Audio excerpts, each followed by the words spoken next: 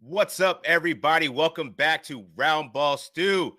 I'm your host, Dan Titus, joined with my boy, Raphielle Johnson. You know him well, the fantasy guru. We're back, man. It's crazy. Week 15. So we actually had a trade go down in the NBA. Crazy it's taken this long to actually happen, but we'll talk about that as well as some notable news around the league. Hit those injuries. We got some really big name players coming back, and we'll give you some buy-sell recommendations heading into the next week. So, Raph, first and foremost, what's good, bro? How you doing? Doing all right. Recent sporting results haven't gone too well, but we don't need this to be a therapy session. So, yeah, that's just.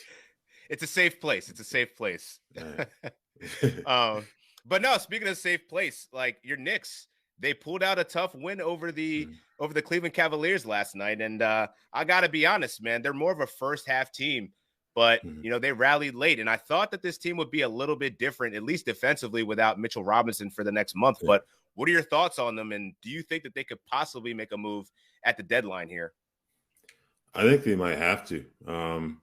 Either that or you're going to ask Tom Thibodeau to kind of change his ways in terms of trusting guys off the bench, because it really hasn't happened. The impact of Mitchell Robinson not being in the middle has been huge defensively.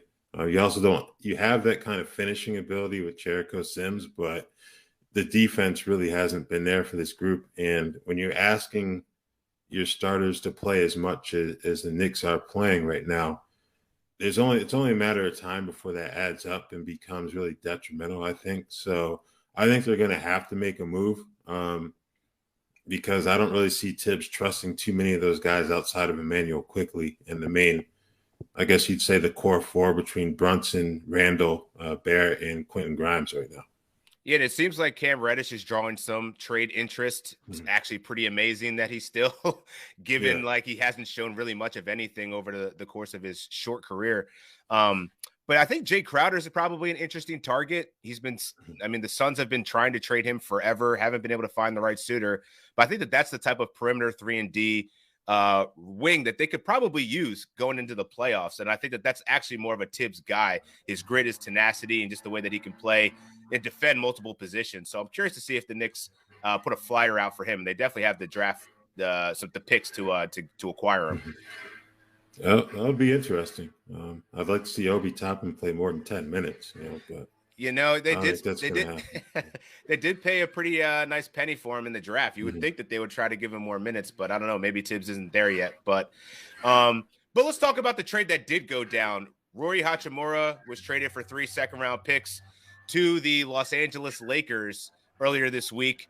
The only trade that's gone down really in the NBA right now. Hopefully this kicks things off in this NBA trade season. But what are your thoughts on the deal? What does this do for the Lakers? Let's talk about what it does for the Lakers first. I don't think it really moves the needle much. I forget which sports book it was, but they put out the odds like pre and post trade, and they're the exact same. It was like plus 3,300 for them to win the title, something like that. I don't really think the Lakers can make too big of a splash in the trade market. Like Russell Westbrook, that would be the obvious choice to move him. But what are you going to be able to do, in terms of the money and his role wherever he goes if you were to trade him? So I think the biggest thing for the Lakers, we'll talk about this a bit later, is getting Anthony Davis back. I think that's going to be kind of like their big trade deadline move is to get him back. But Hachimura, I like this move for him. He could potentially start in LA. I saw some reports about that. So you get an opportunity that really wasn't there in Washington. There's a bit of a logjam, a mixture of like really average players. So maybe he's got a chance to play next to LeBron and AD and see where that takes him. So I like this move for him. I don't really think it moves the needle much for the Lakers, though, to be honest with you. Yeah, I'm curious to see where he's going to slot in here because, as you said, now that they got another front court player, you got AD coming back. Thomas Bryant's been playing well. I don't know that it really impacts the fantasy landscape too much. Like I wasn't rushing to waivers to pick up Rui when I learned of his being traded there. I do think it's good for the Lakers because they actually get a shooter now. And Rui's been doing a great job of improving his 3-point shooting over the course of the last couple of seasons. I think he's up to like almost 40% this year. So, definitely gives them more depth that they needed. They weren't really using Kendrick Nunn that much. They kind of used him in desperation. So Yeah, I think it's a good basketball move, but pretty much a nothing burger in terms of the Lakers on the fantasy side of things. Yeah, let's also talk about since we're talking about the Wizards. What do you think that this does for Kendrick Nunn? Do you see him kind of cracking the lineup for the Wizards here, because they got Monty Morris, paid a nice tag for him in the trade, but DeLon Wright's been playing great, so he's already going to be suiting up ahead of Wednesday, it looks like. So Yeah. do you see that there's any room for Kendrick Nunn to have any fantasy value? I don't think so. Like, they put Will Barton on ice basically, so yeah, I don't really think that there's much room for him there. They need to figure out something, because between adding Kendrick Nunn, who I wouldn't be shocked if they tried to flip him for someone before the deadline if they can do that. But between him, then you got Johnny Davis, who's giving them nothing as their first round pick. Yeah, good point. There's some evaluation issues in DC that they really need to address, and we'll see what happens. It just looks like a franchise that's just going to continue to tread water in kind of that NBA purgatory, so to speak. Yeah, man, I don't know what the Wizards are doing. They want to re-up Kyle Kuzma, like that's their plan, that's their future. Porzingis is having a great season, certainly playing more games than I think that he's played in his career to date. He's usually pretty injury prone, and yeah, he's going to miss a couple weeks. We'll talk about that in a little bit, but he's been playing great. So I feel like if you're building around those two guys, I don't know, it's kind of interesting. I just don't know that with their backcourt, what they're really planning to do here. It doesn't seem like they have the long-term solution yet, but when you spend that much draft capital on a player, I don't know why you're bringing in another one to potentially compete with them. So, I don't know. I'd be surprised. I think you're right. I could see Kendrick Nunn being one of those guys that just kind of hops around from team to team here, because he doesn't really fit in any particular situation right now, especially with the Wizards, man. They're garbage. Like, they're not. Yeah, you got Beal. Yeah, Bradley Beal's obviously going to be playing 35, 36 a night. So, yep. Where does he really fit? Exactly. So that's a down. That's a down team. Let's talk about a team that's actually being really good.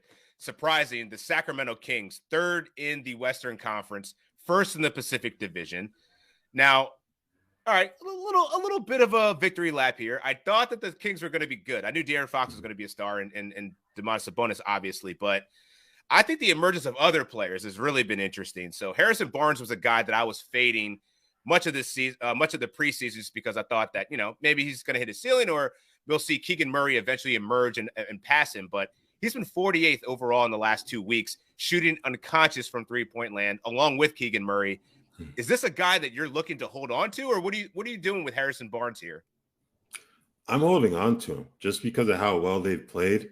I don't think he's at risk of being moved at the trade deadline. I think if they were really struggling, he may be a prime candidate to get traded at the deadline, but I don't see any concern there. He and Keegan Murray have meshed well together at the starting forward spot. So I don't think you're going to expect Harrison Barnes to play at a top 50 level for an extended amount of time, but I think he'll be good enough to where you can continue to get good value out of him. Yeah, I feel the same. Similar to Tobias Harris, like he's not the sexy guy. He's going to do the same, very, very high floor, not an incredible ceiling, but he gets it done. And, I think you got to ride this heater. Definitely won't be top 50, but top 100 for sure. And more impressively, I think that the Kings have 6 players right now over the last 2 weeks in the top 100. The one that's surprising is Trey Lyles. Yeah. He's been a really good fantasy streamer, and I think you can hold on to him for a little bit longer here. The Sacramento Kings is a team that I'm looking to acquire just in general. If you can get Herter, if you can get Sabonis, and I mean, probably no one's portraying Sabonis, but if you can get one of those marquee players, you want the Kings come fantasy playoffs because they have one of the best schedules. So Trey Lyles is a guy that I'd hold on to just as long as he's knocking down threes, scoring in bunches, and he even gets a couple blocks in there. So, yeah, I've been impressed with what I've seen from the former Kentucky product as well. Yeah, and you also have to factor in the Chimezie Metu injury because that backup center role was something that they were trying to fill using different guys. Rashawn Holmes has kind of re-entered the rotation recently. Yeah. But I think Lyles' ability to play either the 4 or the 5, and also he has that eligibility in Yahoo leagues. I like him as a short-term pickup. We'll see how long that lasts. They've got like a 7 or 8 game road trip coming up here. But, yeah, I think it's a good opportunity to get him given how well he's played recently. Yeah. And Talk about the Nuggets since they're first in the Western Conference and just rolling right now. Over their last 10 games, they're 9-1. Jamal Murray, I think, is definitely turned it up. He's 38th in per game value over the last couple of weeks.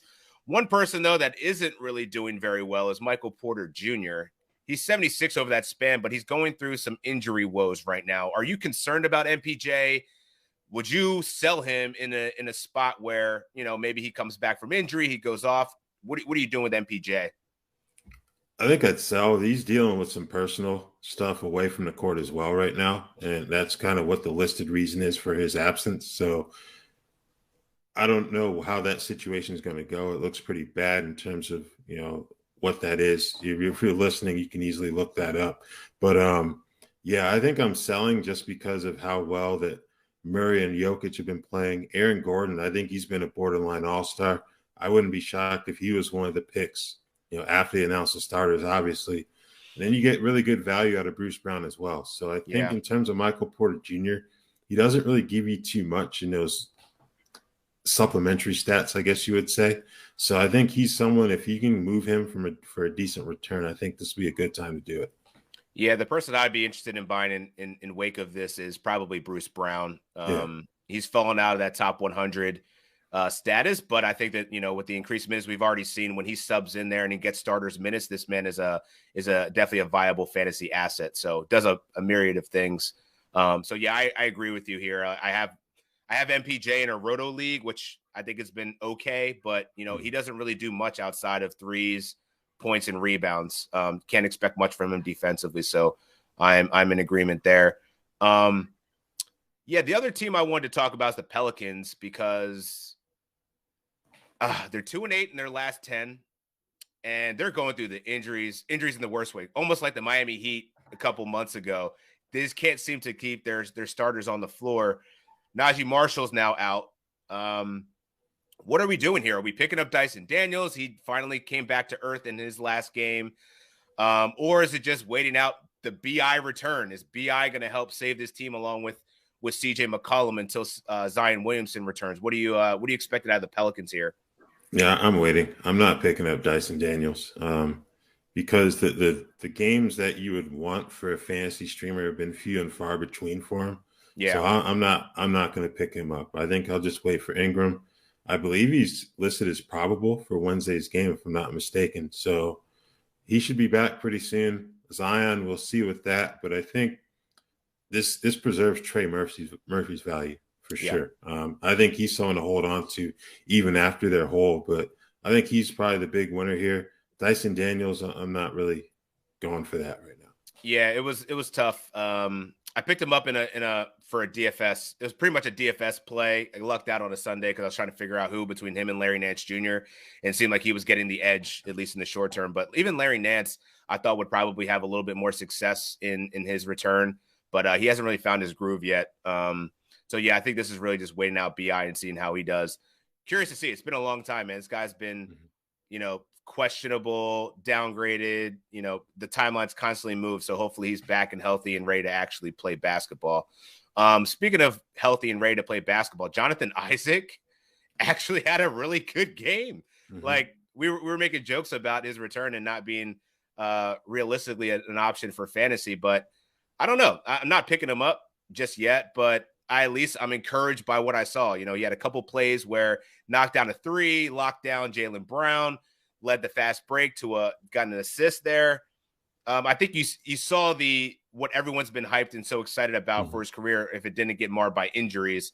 But I thought it was really telling what Jaylen Brown said about how the Orlando Magic just pose a very unique problem for NBA teams. Like they're just extremely long, athletic. They're just different. And it's weird that they're the team that seems to be the kryptonite for the Celtics. But just want to get your thoughts on one, Jonathan Isaac, and also what Jaylen Brown said. Yeah, I've come around on Isaac. Is he did what he did the other night in 10 minutes. I don't know when that threshold will kind of be lifted or increased, I should say.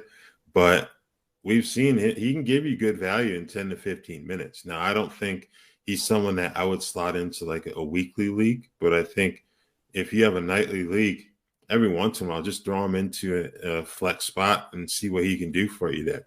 because he can get you some scoring, get you the defensive stats too. So I don't think it's a bad gamble at all at this point. As for the Magic, they just got a lot of length, and we've seen them kind of draft that way with John Hammond as I think he's either the GM or president of basketball operations. He had the same approach in Milwaukee beforehand, where they just draft for length and athleticism. Guys can be a bit raw, but as they kind of pick up the basketball skill over time, you can end up with some really good plays. So Isaac being one of them. We've seen Bol that they got via trade give him some good run this season. In the past, Mo Bamba, even though he's kind of on the outs now.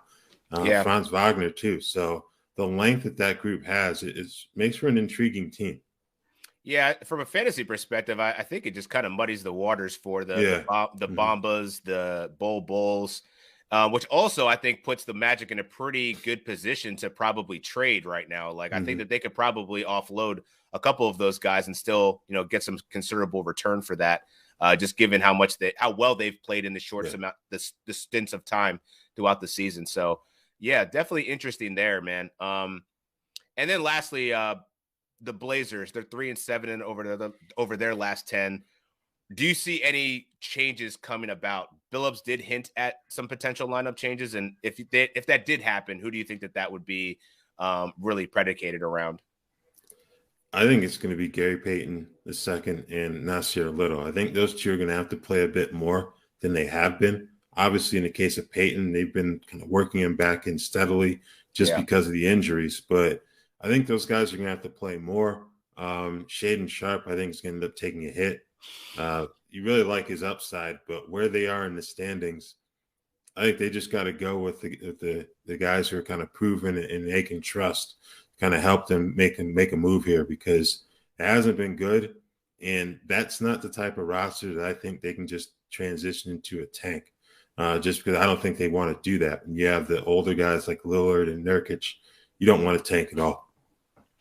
Yeah, you definitely do not. They're sitting in 13th in the Western Conference right now, but they're only a couple of games out of the 7th spot. So, I mean, they're definitely in the hunt right now. So I think it makes a lot of sense to get those defensive players in there like Gary Payton. Shaedon Sharpe, as you said, great talent, a lot of potential, but yeah, I think that it might be a little bit too early to have him so reliant in this rotation right now. But yeah, Dame's been going off though. So shouts to Dame. I know he got a little bit frustrated after a press conference there, but I think it's warranted, man. He's playing at an elite level right now. And I think he just needs a little bit more. And I think it also could come from Anthony Simons. He's really just been a points and threes guy. Yeah. I would like to see him do a bit more. But yeah, we'll see what happens with these Portland Trailblazers. All right, man, let's transition to some injury discussion, because there was at least one really big injury that I think is going to impact fantasy. That first injury is Steven Adams. He sprained his PCL. He's going to be missing 5 weeks. The Memphis front court so far has been Xavier Tillman, but Brandon Clark is also going to factor in here. It seems like Santi Aldama has kind of taken a back seat here in terms of minutes. Which one of Xavier Tillman and Brandon Clark would you be going for in fantasy? I'm going for Clark, just because even though he'll still be in a backup role, I just think he brings a bit more in terms of the rebounding and the field goal percentage. Not a very good shooter outside of about 15 feet or so, but you're not really counting on that for him. No. I just think you can get a bit more from him than you will Tillman, because even in spot starts, Tillman really hasn't done it for me. So I think I would kind of take the wait and see approach with him and just kind of go for Clark right now. Yeah, and I think Clark is probably, let me see what Clark was rostership. I know he was definitely in the drop territory for a while. So he's at 53%. So certainly available in shallow leagues, probably not in competitive. But yeah, I think you know what you're going to get with Brandon Clark. Not so much with Xavier Tillman. Seems like Brandon Clark right now, rim runner, very efficient by the rim, can get you stocks as well, sneaky steals. So yeah, I think he would be my preferred option. But Xavier Tillman, if you're in a deeper league, competitive league, I think he's worth a flyer in streaming for the rest of week 15, because the Memphis Grizzlies play 3 games from Wednesday on. So could be some short production, but I'm really curious to see how this Adams injury impacts the rest of the players, being that he's such a good screen assist front court player, man. Like, it's those intangibles. And not only that, his offensive rebounding, the amount of second chance points he generates for that team. I think we could actually see the Memphis Grizzlies struggle a little bit trying to get adjusted without Adams in the short term. Yeah, I kind of wonder if they may consider making a move too. 3 to 5 weeks in that tightly contested of a conference as the West is right now. Maybe if they struggle a bit early on, maybe they decide to see if they can pick up a big that can help them while Adams is out. Yeah. Wouldn't be surprised if them. I mean, they have a couple deep assets they could probably trade as well. So, yeah, curious to see what they do. Marcus Smart is going to miss a week or two with an ankle sprain. Doesn't seem serious, but are you picking up anyone as a result of that? Robert Williams did come back, fortunately, so he's not missing a lot of time with his load manage, his knee soreness. But yeah, curious about what your thoughts are on Marcus Smart, or if anyone you're picking up to cover him over the next couple of weeks. Yeah, so the injury, I'm glad it only an ankle sprain. It looked a bit worse than that when it happened. So it's good. A week or two is good. Derek White's 53% rostered, so he's going to be off the board in your competitive leagues. We've seen Peyton Pritchard play a bit more, but I don't know if I trust him, especially with Malcolm Brogdon likely to be back pretty soon here. He missed the last 2 games for personal reasons, but I'm thinking he'll be back by the end of the week. So I don't know if you can get much out of Peyton Pritchard there. Yeah, I agree. I think Derek White would probably be the best option. And as you said, Malcolm Brogdon's been dealing with been out with personal reasons. I think this usage is pretty much just going to be spread. Peyton Pritchard would probably be a dart throw if you're in a pinch for some threes and some assists late in the week, but nothing more than that. Giannis and Middleton. Right as they come back, Bobby Portis goes down with an MCL sprain. Just horrible luck in Milwaukee this year of getting their starters all back and healthy. But shouts to Bobby Portis because he's just been holding down the fort for fantasy managers much of the season. So, but what are your thoughts on Giannis coming back and finally Chris Middleton? We haven't seen much of him this year, unfortunately. Yeah, obviously the Giannis return, it kind of goes without explanation. You know what you're going to get from him in terms of the across-the-board production. He'll be of even greater importance with Portis, sidelined for a bit. You just hope that the sore knee that's kind of sidelined him for a bit kind of holds up, because if it doesn't, they're in a tough spot, because I don't see Serge Ibaka having a change of heart and deciding that he wants to stay in Milwaukee. So, where do you look at if Giannis has to miss time? Maybe Jordan War. He's basically primarily a points and threes guy when he gets the opportunity. But so I don't think he's someone that you're going to rush to add. I don't think there are any ads with Portis out, but it just makes having Giannis on your roster of even greater importance. Yeah, I'm just, as a guy that has Giannis on a couple of leagues, I'm just hoping that, as you said, man, that knee's just got whatever that knee maintenance management program has been, hopefully this time off has been beneficial for that, and he can kind of see this through, because without Bobby Portis, that front court is definitely going to take a hit. So you can pretty much drop, I think. I've seen Grayson Allen on some trade rumors. Pat Connaughton's no longer streamable, was barely streamable. I mean, if you had to go that desperate. But, I don't really see too much fallout here that fantasy managers can take advantage of. These are pretty highly rostered players. So not much depth on the Milwaukee Bucks team that I'm interested in pursuing. See here. That's pretty much. It's got to talk about AD. So AD's probable to return tonight. I'm curious what you think this means for Thomas Bryant. We talked about it a couple of weeks ago. We were both on the same page, and then Thomas Bryant just went on this weird, get splitting time with Wenyen Gabriel thing. But now that AD's back, what does that really do for Thomas Bryant? Does he play that 5? Does he go back to the bench role and still provide value in limited minutes? Are you holding on to him, or what are you doing with Thomas Bryant? I think I'd hold on to him in the short term, just because I think Davis is going to be at 22 to 24 minutes if he plays Wednesday night. So I think you hold on to Bryant until that minutes restriction is gone. And because that should be enough time to see how they're going to handle that. There's also, you've got the Rui Hachimura addition that we touched on. I think Bryant, I don't see him falling completely out of the rotation, but if he's only getting about 15 to 18 minutes, that would give me some pause in terms of keeping him on my roster. at least in standard leagues, I would say. Yeah, I mean, if he was blocking more shots, I would think I would probably be a little bit more interested. Right now, it's just a hold, as you said. I think the minutes restriction for AD, they're probably going to put kid gloves on him right now, so make sure that he's good to go for the long term. But I think that there still could be some short term appeal there. And going back to we were talking about the Lakers earlier, or talking about the Lakers right now, but going back to the Wizards for a second, I forgot to mention that Kristaps Porzingis is also going to miss a couple of weeks, 1 to 2 weeks, with an injury.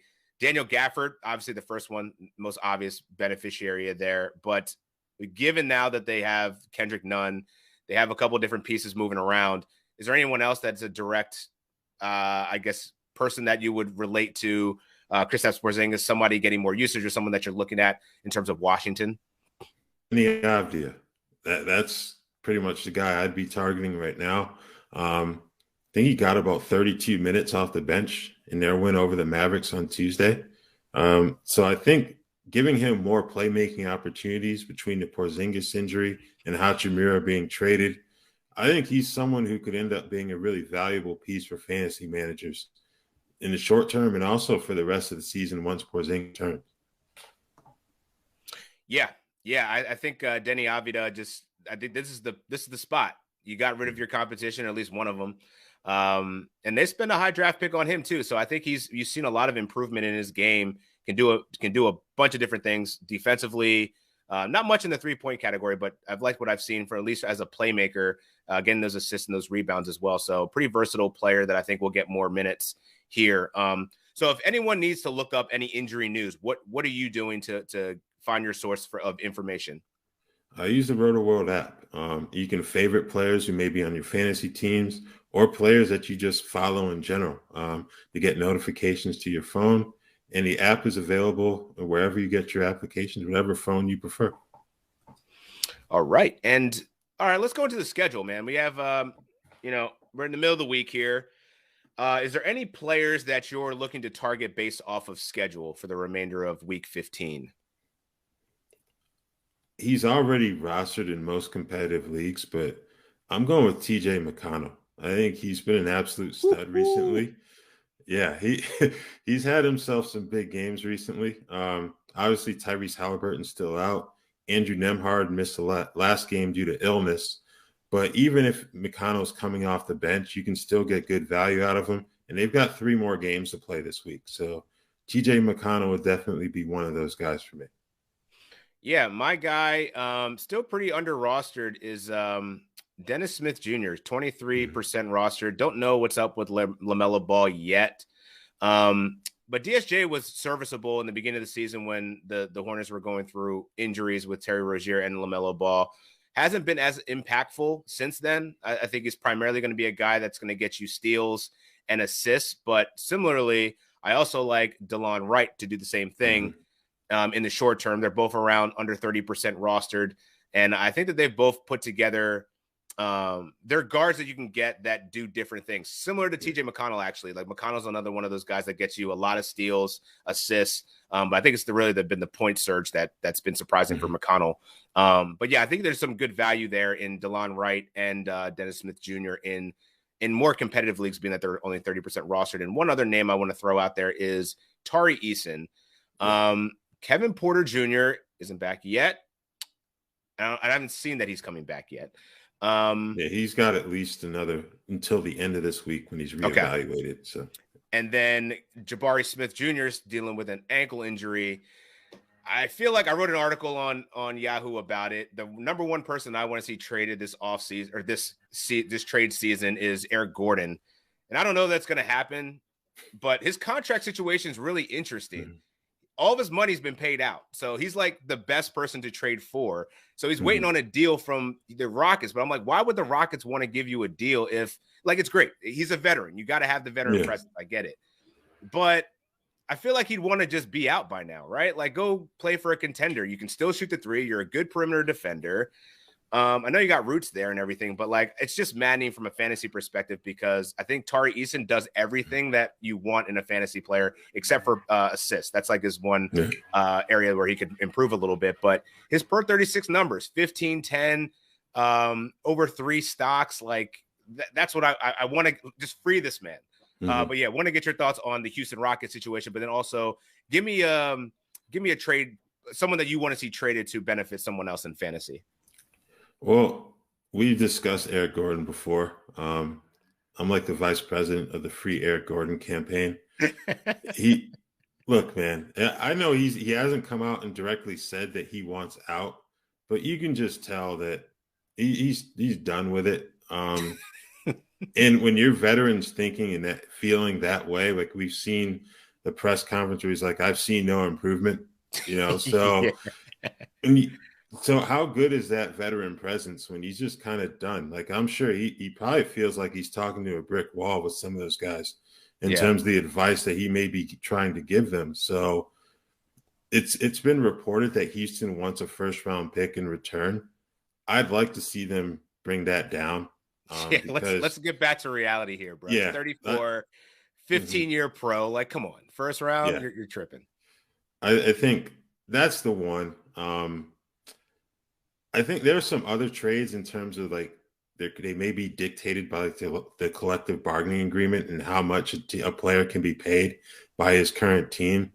I'm interested to see what happens in Toronto. Fred VanVleet would be an interesting name. We've seen him come up because of the extension issues that you can only pay so much during the season. That goes up afterwards, but then you're running the risk of losing that guy for nothing. So I think he's one. OG Anunoby's another one where you look at him and it's like, are they going to move him? Are they going to keep him? Because they have a lot of similar wings in that roster. I think they need a little variety. I think him getting to a place where he kind of expand his game offensively even more would really benefit him. And maybe that benefits Scotty Barnes as well in terms of a guy who may stick behind if you do that. So I think Toronto's a team I'm looking at. But, yeah, I think we're all on board with Eric Gordon being the one that we'd like to see moved for his own good and Tari Eason's as well. Very interesting. Yeah, I've seen some rumors floating around that Phoenix is poking around in Toronto, looking to replace Chris Paul. Like, what is the future there? So, DeAndre Ayton isn't happy either, and they haven't had a meaningful front court player in quite some time. So, yeah, I would love a shakeup of that magnitude, man. Like, it's cool to have Rui Hachimura be traded for Kendrick Nunn and some picks, but I think we also want to see a bigger splash be made here. All right, so to close out, man, let's do a quick round of buy, sell, hold. Jalen Duren, 61%. You buying, selling, or holding? If I have him, I'm holding. If I don't, I'm buying. I think that team is just absolutely dreadful. And they have – look, you don't trade for a lottery pick to not play him. They've been playing him, obviously, since he came back from injury. I think this is a situation where they're going to try to go all in with the pairing of him and Isaiah Stewart to see if it works. And maybe that includes a trade of Bojan Bogdanovic, who's been another popular name in trade rumors. So yeah, I think Duren's going to be at a point where he'll play about 28, 30 minutes minimum just to see what they've got there and see how he can develop. He's been elite as a rebounder when he gets those starters minutes. So yeah, I think I'm buying if I don't have him, and I'm holding if I do have him. I agree. I would definitely keep him around. Just given the state of the Detroit Pistons, they got to see what they have there. And he's been a great rebounder, as you said. Would like to see a little bit more in the blocks, but he is a double-double threat every night that he gets those types of minutes. So I'm also holding and or buying. John Collins, 129th over the last 2 weeks. Are you buying, selling, or holding? I'm selling, and he's another guy I hope gets moved because that situation in Miami is not great for him in terms of the touches and the offensive usage. So if he can get somewhere where his role is expanded, that would be great for him. But if he doesn't get moved, I'm definitely selling.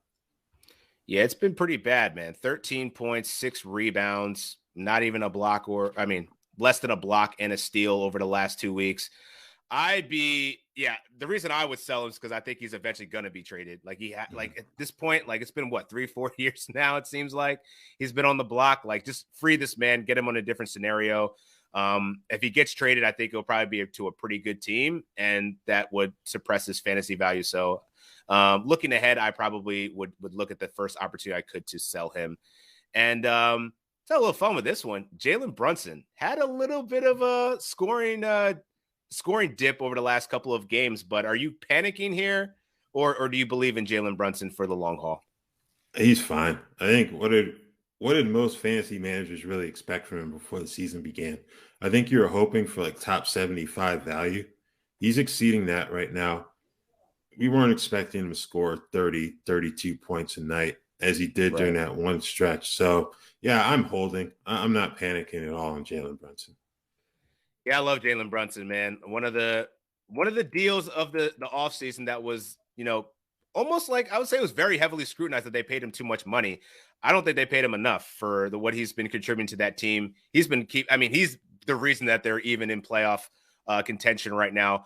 I'm really curious to see how RJ Barrett continues to expand his game. He was god awful for fantasy through the first 4 months of the year, but now it's like I think he might be turning the corner. He's meddling on that top 115 range.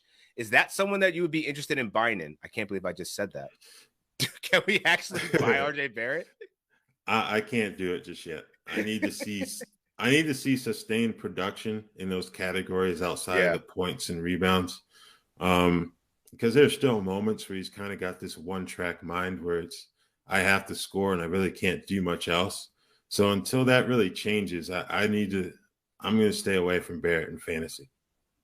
Yeah, far, far, far away. I just wish he could go right at some point too. But yeah, he's got to cut down on those turnovers for me to really be interested. And just get some stocks, man. Like lock up on defense a little bit. But yeah, that's enough Knicks talk for this week. Make sure you check back in with us. We got one more thing. Yes. Looking through the comments, someone asked if we think Myles Turner will be moved at the deadline. Ooh. And I don't think he will be personally, just because of how competitive they've been. I think they're going to try to ride this thing out and run the risk of losing him in free agency. But I think they're going to work out a deal. Probably get paid more than he can, during the season in terms of a contract extension. But I don't think Myles Turner is getting moved personally. I don't either. Right now, they're game out of being 500. They're definitely in the playoff race. If this were the Detroit Pistons situation, I'd say, yeah, they're definitely going to try to trade him. But I think that they need a rim protector. Rick Carlisle loves him. He hasn't been complaining since early in the season. I think he's actually bought into this. He's going to get the bag. So I think that Isaiah Jackson, unfortunately, is just going to be another, dynasty deep league stash that you're probably not going to be able to deploy for a considerable amount of time here if they decide to. So yeah, I don't think Turner's going to be moved at the deadline either.